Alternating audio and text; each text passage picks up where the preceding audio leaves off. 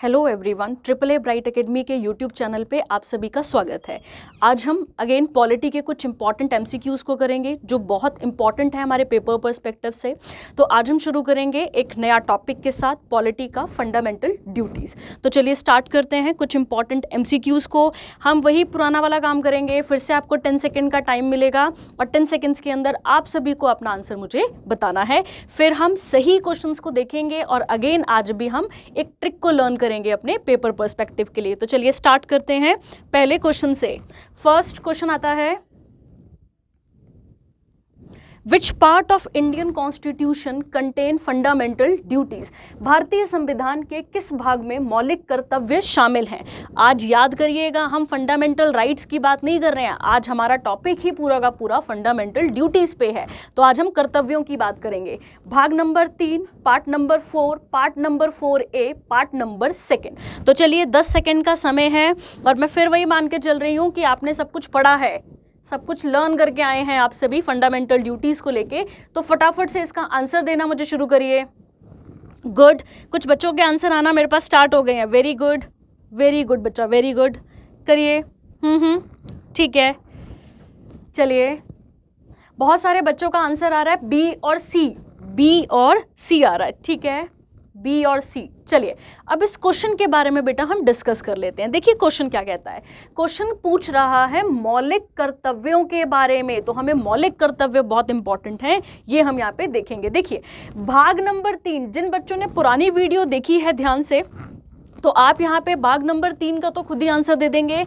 भाग नंबर 3 जो है संविधान का, वो किससे डील करता है? वो डील करता है फंडामेंटल राइट से। फंडामेंटल राइट से जब हम बात करते हैं भाग नंबर 4 की, भाग नंबर 4 जो हमारा डील करता है वो आता है हमारे पास, भाग नंबर 4 करता है DPSP से, directive principle of state policy से। अगेन उसके बाद अगला है पार्ट नंबर 4A।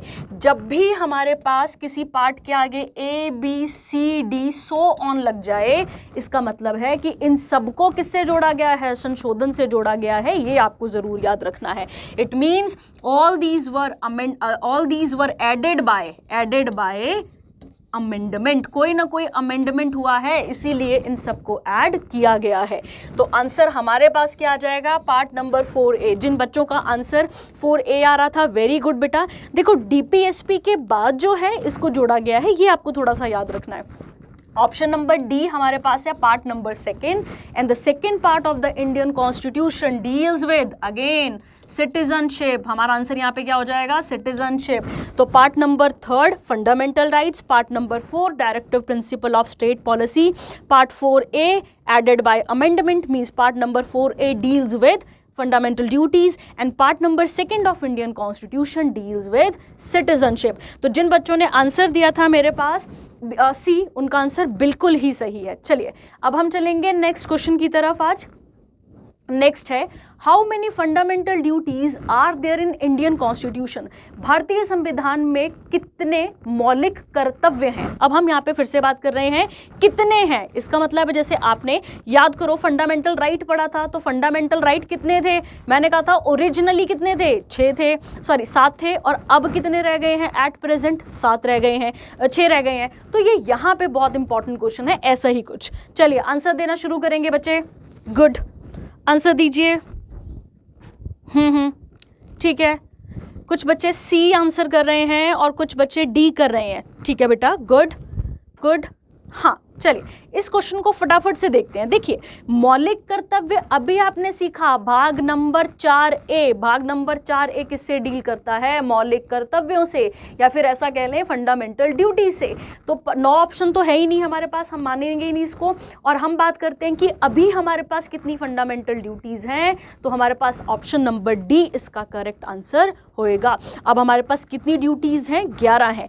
पहले कितनी थी?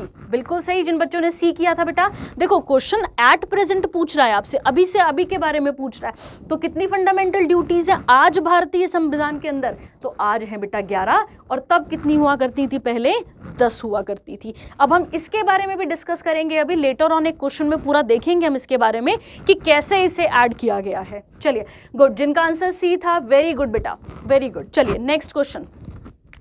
Fundamental duties is borrowed from which of the following constitution? मौलिक कर्तव्य निम्नलिखित में से किस संविधान से लिए गए हैं? मतलब याद करो, फंडामेंटल राइट्स किसी कंट्री से तो लिए गए थे, आपने टिक करा था। अब फंडामेंटल ड्यूटीज का जो प्रोविजन है वो भी किसी देश से लिया गया है। इसका आंसर देना शुरू करिए। चलिए फटाफट से इसका आंसर दीजिए मुझे। गुड, आंसर आना स्टार्ट हो जाता है, वेरी गुड, मतलब पढ़ते हैं आप सभी। गुड गुड, रशिया आंसर आ रहा है, ठीक है। ऑस्ट्रेलिया भी आ रहा है। नहीं बेटा, ऑस्ट्रेलिया थोड़ा सा साइड रखेंगे अभी हम, चलो पर ठीक है, कोई बात नहीं, दीजिए आंसर। ठीक है, ठीक है। चलिए तो इस क्वेश्चन को भी बेटा देखते हैं, है ना। देखिए जिन बच्चों के, अब हम आंसर को एलिमिनेट करना सीखेंगे। देखिए कैसे, ऑस्ट्रेलिया की जब हम बात करते हैं, हमने यहाँ से एक चीज ली है, दैट इज कंकरेंट लिस्ट। याद रखिएगा क्या कॉपी किया है हमने यहाँ से, कंकरेंट लिस्ट। कंकरेंट लिस्ट कौन से शेड्यूल में है? याद रखिए 7th schedule of Indian constitution. 7वां जो शेड्यूल है वो शक्तियों के विभाजन से बात करता है कि शक्तियां किस तरीके से डिवाइडेड हैं। उसमें हमारे पास एक शक्ति आती है कंकरेंट, एक होती है यूनियन लिस्ट, एक होती है स्टेट लिस्ट, और एक होती है हमारे पास समवर्ती सूची भी कहते हैं इसको हम, या फिर हम इसे कंकरेंट लिस्ट भी कह सकते हैं। नेक्स्ट आता है हमारे पास साउथ अफ्रीका। तो अभी आपने क्या पढ़ा था? ABCD, जो भी ऐड किया जाएगा बाद में वो किससे ऐड किया जाता है? अमेंडमेंट से। तो हमने अमेंडमेंट का जो ज़्यादा करके प्रोसीजर है वो कहाँ से कॉपी किया है? साउथ अफ्रीका से। USA से again fundamental rights not duties, ये बात आपको बहुत याद रखनी है। तो जहां बच्चे कंफ्यूज होते हैं USA और USSR में, ये बात याद रखिए। अमेरिका के साथ क्या लिया है हमने? फंडामेंटल राइट्स को। तो ऑब्वियसली हमारे पास ऑप्शन नंबर A बच रहा है, A आ गया हमारे पास रशिया। तो रशिया से हमने क्या लिया था? अपने मौलिक कर्तव्यों को हमने लिया था। जब हम मौलिक कर्तव्य कॉपी कर रहे थे ना बेटा, या फिर किसी देश से जब हम ले रहे थे, तब हम उस समय पे रशिया के जो कॉन्स्टिट्यूशन है उससे बहुत ही ज्यादा इन्फ्लुएंस थे उस समय, तो हमने वहीं से इसको यहाँ से कॉपी किया था। चलिए गुड, जिनका आंसर A था, वेरी गुड। अब ये वाला कंफ्यूजन नहीं रखना है बेटा जिनका ऑस्ट्रेलिया आंसर आ रहा था, ठीक है, ध्यान रखिएगा। कंकरेंट लिस्ट हमने कहाँ से लिया है? ऑस्ट्रेलिया से लिया है। चलिए नेक्स्ट आता है, in the constitution of India fundamental duties are mentioned in which of the following article. अब क्वेश्चन को देखते हैं, भारत के संविधान में मौलिक कर्तव्यों का उल्लेख निम्नलिखित में से किस अनुच्छेद में किया गया है? अब वो आपसे पूछ रहा है आर्टिकल। अब इसको फिर एक बार रिकॉल कर लेते हैं। Part number 4A of Indian constitution and fundamental duties कहाँ से ली गई थी? अभी आपने पढ़ा रशिया से। तो 2 क्वेश्चन अभी हमारे पास बिल्कुल फिक्स हैं कि ये हैं, और कितनी ड्यूटीज हैं? 11। तो ये हम यहाँ पे सीख चुके हैं। चलिए आंसर दीजिए, आंसर देना शुरू करिए। हाँ देखो बेटा, हाँ गुड गुड गुड, जो आंसर दे रहे हैं वेरी गुड। देखो बेटा यहाँ पे ना एक आपको याद रखना है, जब पार्ट में कोई AA ऐड हो रहा है या पार्ट में कोई अमेंडमेंट से ऐड हो रहा है, तो ऑटोमेटिकली अनुच्छेद में भी तो कोई ना कोई ABCD कुछ ऐड होएगा ना बेटा, अनुच्छेदों में भी तो कोई चीज़ जुड़ेगी ना। देखिए आंसर क्या बन सकता है इसका? गुड, मोस्टली बच्चों का आंसर आया है C, वेरी गुड। ठीक है, हम यहाँ पे इसी को आंसर लेके चल रहे हैं। आंसर है हमारे पास 51A, अनुच्छेद नंबर 51A। देखिए अब हम बात कर लें 50 की, या फिर हम बात कर लें 51, या फिर हम बात कर लें 49 की। ये सारे के सारे डील करते हैं बेटा DPSP से, directive principle of state policy से। ठीक है, DPSP के बाद ही मैंने आपको अभी कहा था अगला चैप्टर ही कौन सा शुरू होता है? फंडामेंटल ड्यूटीज का। गुड, तो जिनका आंसर C था, वेरी गुड बेटा। चलिए नेक्स्ट क्वेश्चन। नेक्स्ट आता है which of the following constitutional amendment act added fundamental duties to the constitution of India. निम्नलिखित में से किस संविधान संशोधन अधिनियम ने भारत के संविधान में मौलिक कर्तव्यों को जोड़ा। ठीक है, अब हमें यहाँ पे अमेंडमेंट बतानी है। मैंने आपको शुरू से कड़ी जोड़ के रखी है कि अगर हम फंडामेंटल ड्यूटीज की बात करते हैं भाग नंबर 4A, अब हमें एक और याद हो गया अनुच्छेद नंबर 51A, टोटल कितनी ड्यूटीज हैं 11 ड्यूटीज हो गई। पर इन ड्यूटीज को कब ऐड किया गया और कौन से संशोधन से ऐड किया गया, तो यहां से आप इसका आंसर मुझे बताना शुरू करेंगे। ठीक है, करिए आंसर इसका। जिन्होंने पिछली वीडियो देखी है उसमें थोड़ा थोड़ा सा हिंट दिया है मैंने सारी चीजों का, अगर आपको याद हो तो। गुड, आंसर आ गया है। ठीक है, मोस्टली आंसर आ रहा है बी और सी। ठीक है, बी और सी, इनके बारे में अभी बात करेंगे। ठीक है, बी और सी। ठीक है, चलिए डिस्कस करते हैं बेटा। देखिए ऑप्शन थे हमारे पास, पहला अमेंडमेंट जो कि 1951 में हुआ। पहला संशोधन डील करता है जमींदारी सिस्टम को खत्म करने के लिए। तो अबॉलिशन ऑफ जमींदारी, जब भारत आज़ाद हुआ, भारत की आज़ादी के बाद जो सबसे, संविधान बनने के बाद जो सबसे पहला संशोधन किया गया वो था जमींदारी प्रथा को खत्म करना। और जमींदारी प्रथा को कौन से संशोधन से खत्म किया गया था? पहला अमेंडमेंट एक्ट जो कि 1951 में हुआ था। ऑप्शन नंबर बी है 44th। याद करिए 44th कौन सा? Right to property. और राइट टू प्रॉपर्टी अब हमारे पास क्या है? अब हमारे पास एक लीगल राइट है।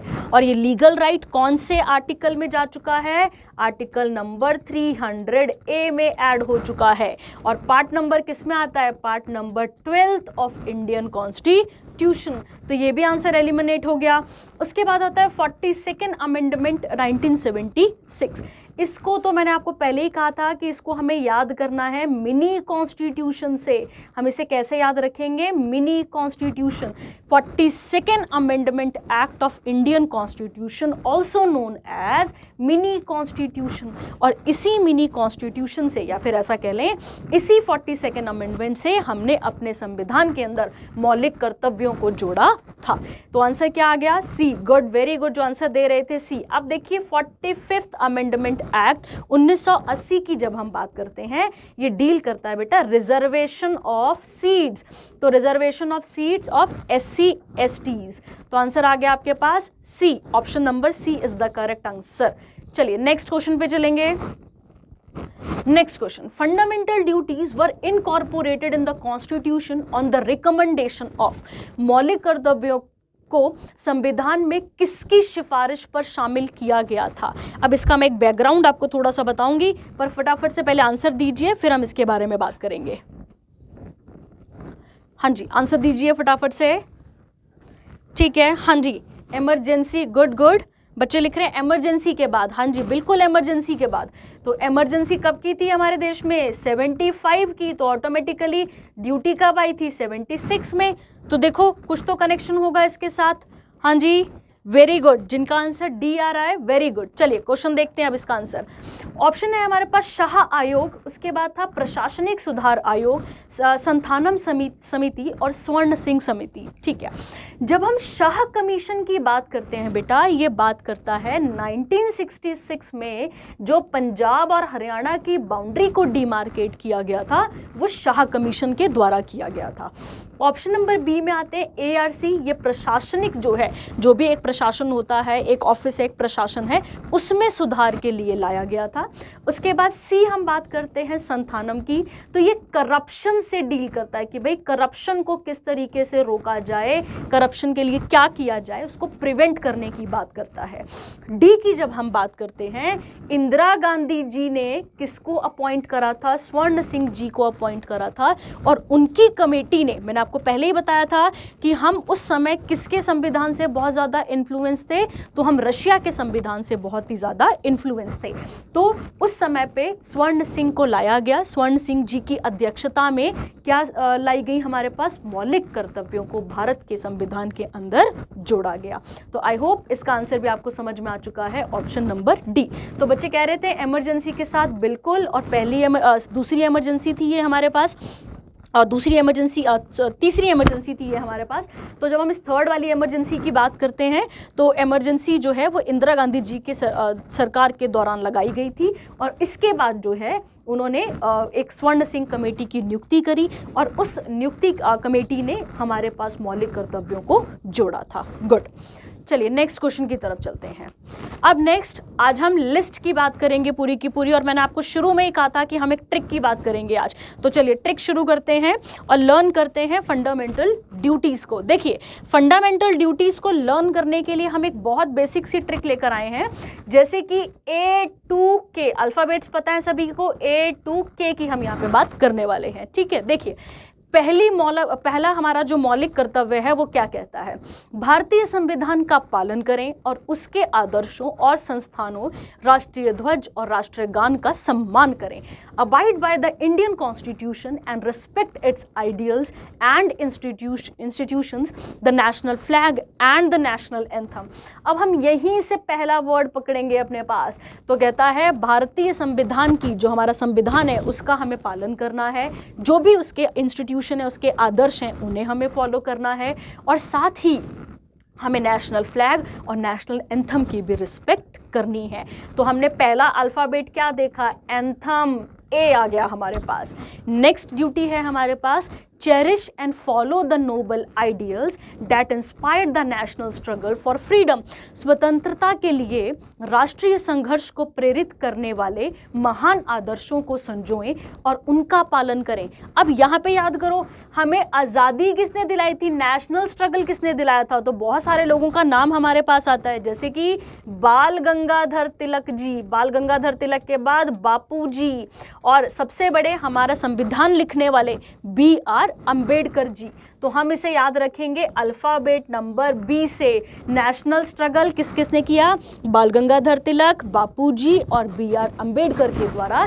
फिर हम इसको, इस वाली ड्यूटी को कैसे याद रखेंगे, B से। थर्ड ड्यूटी देखते हैं।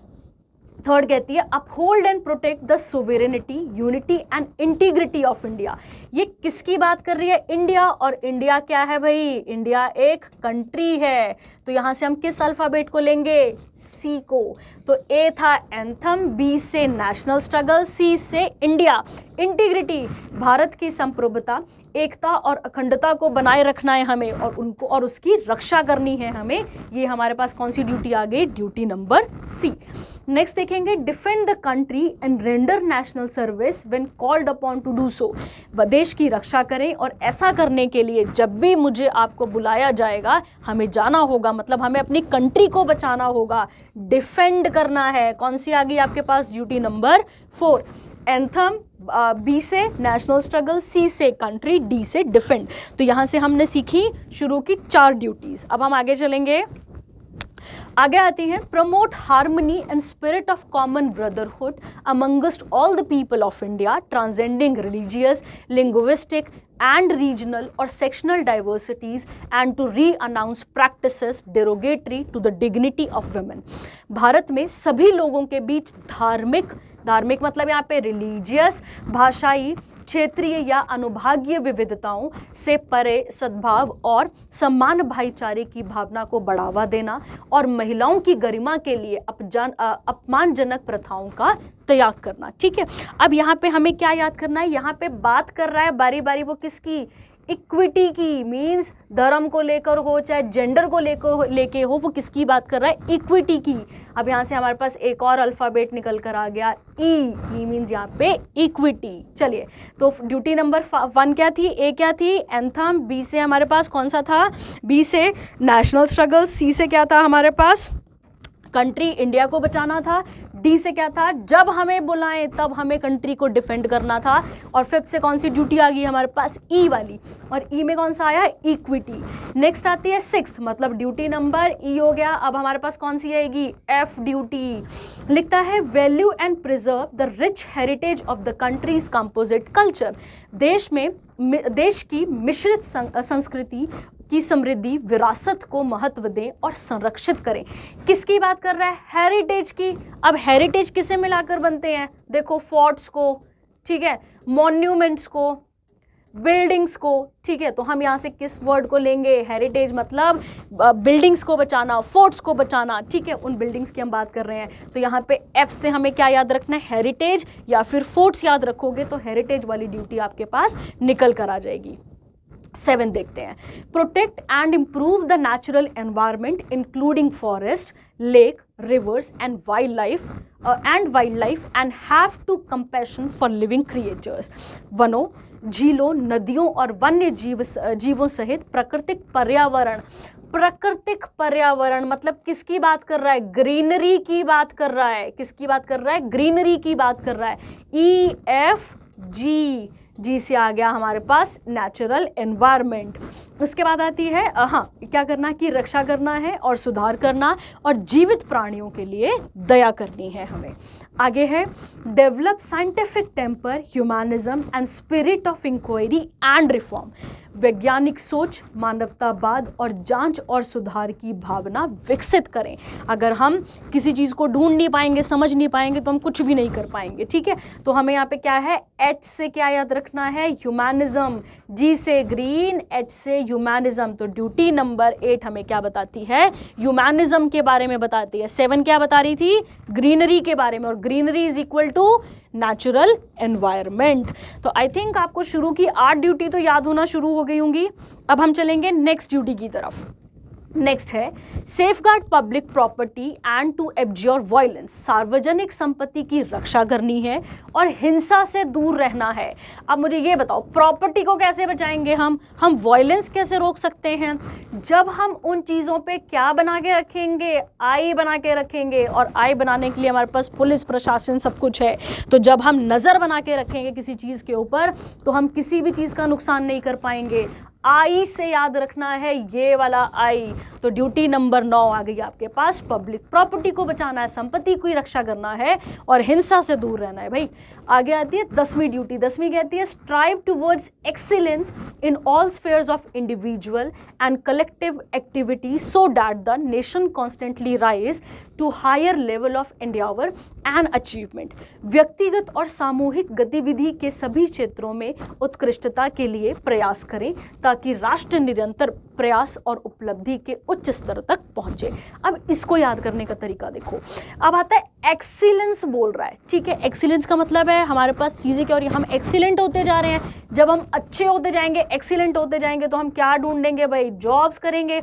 और जॉब करेंगे तभी तो हम देश की इकोनॉमी में, देश की हर स्फेयर में अपने आप को प्रूफ करवाएंगे। तो आ गया यहाँ से जे निकालना है हमें, तो आ गया 10 वाली ड्यूटी का जे आ गया हमारे पास।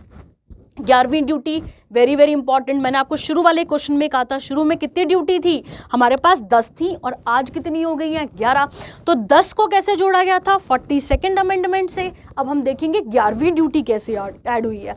Provide opportunities for education to his child and ward between the age of 6 and 14 years. This duty was added by 86th constitutional amendment act of 2002। तो यहाँ कहता है 6 से 14 वर्ष की आयु के बीच के अपने बच्चे या वार्ड की शिक्षा के अवसर प्रदान करें।